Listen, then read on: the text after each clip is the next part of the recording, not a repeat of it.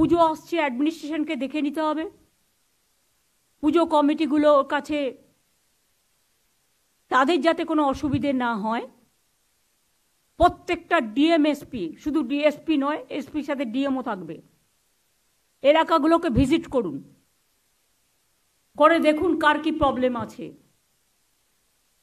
আগে আমি বিডিও স্তর পর্যন্ত ডিএমদের বলবো, আগে যেমন আমরা করতাম, আইসিদেরও, ডিএম এসপিদেরও আইসিডিএস সেন্টারগুলো ভিজিট করুন।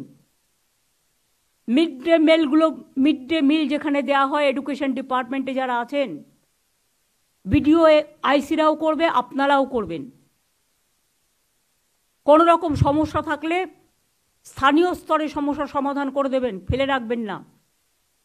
আর যদি মনে হয় আপনার দ্বারা হচ্ছে না, তাহলে চিফ সেক্রেটারিকে জানাবেন, তিনি তার মধ্যে সাধ্যমতো করার থাকলে তিনি করে নেবেন, ডিপার্টমেন্টের সাথে টেক ওভার করবেন। আমার সাথে কথা বলার থাকলে আমার সাথে কথা বলে নেবে। এছাড়াও হচ্ছে পুজোর টাকার যে ফান্ডিং, এবারে আরও কিছু এক্সট্রা রিকোয়েস্ট আমাদের কাছে এসছে। সবটা হয়তো পারবো না, কিন্তু আমাদের প্রায় 450 কোটি টাকার মতো খরচ হচ্ছে ক্লাবগুলোকে দেওয়ার জন্য। সেই টাকাটা আগামীকাল থেকে ছাড়বার জন্য আমি বলে দিচ্ছি। যদি কেউ না নিতে চান, ওয়েল অ্যান্ড গুড, তাদের সামর্থ্য আছে, তাহলে আপনার যে নতুন লিস্ট এসছে, নতুন লিস্ট থেকে নতুন যারা এসছেন তাদের দিয়ে দেবেন। নতুন অলরেডি আমাদের কাছে অনেক রিকোয়েস্ট পড়ে আছে, সবাইকে হয়তো পারবো না একবারে, বাট আমি টাকাটা অলরেডি বেড়ে অনেকখানি হয়ে গেছে। পুলিশি অ্যাকশন, এখন থেকে কোন ক্লাব কি পুজো করছে, কি থিম করছে, যাতে পুজোর সময় স্ট্যাম্পেড না হয়। যার যে কিছু থিম করার অধিকার আছে, কিন্তু এমন কিছু আমরা করব না, এটা পুজো কমিটিগুলোকেই দায়িত্ব নিতে হবে।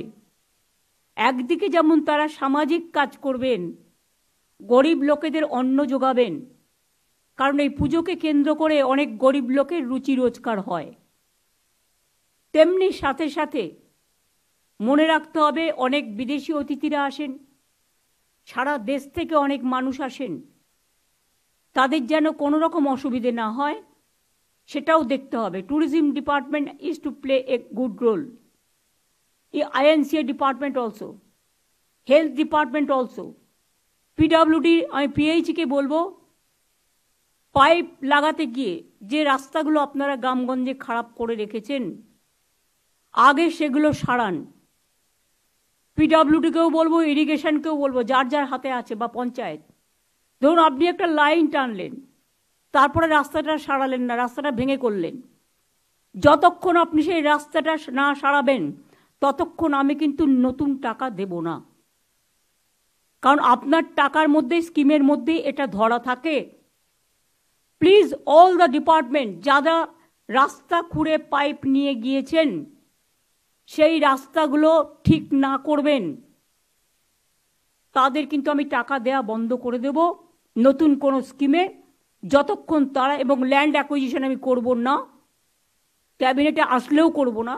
কারণ ফার্স্ট আপনার ডিউটি হচ্ছে, আপনি ল্যান্ড নিচ্ছেন, নিন।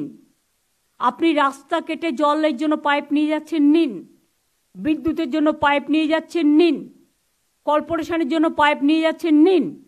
এটাও মানুষের জন্য পরিষেবা, কিন্তু সাথে সাথে আপনাকে সেই রাস্তাটা ভালো করতে হবে। আমরা বলেছি গ্রামীণ রাস্তা দিয়ে বড় ট্রাক যাবে না। পুলিশ অনেক সময় ছেড়ে দেয়, পুলিশের একাংশ। আমি পুলিশের রাজীব কুমার, মনোজ ভার্মা যারা আছেন তাদের বলবো, কোনো বড় ট্রাক গ্রামীণ কাঁচা রাস্তা দিয়ে বা পিচের রাস্তা তৈরি করে দিয়েছে পঞ্চায়েত, সেখান দিয়ে যাবে না। যদি যায়, সেই দায়িত্বে যারা আছেন ওখানকার লোকাল, তাদের বিরুদ্ধে কিন্তু অ্যাকশন হবে।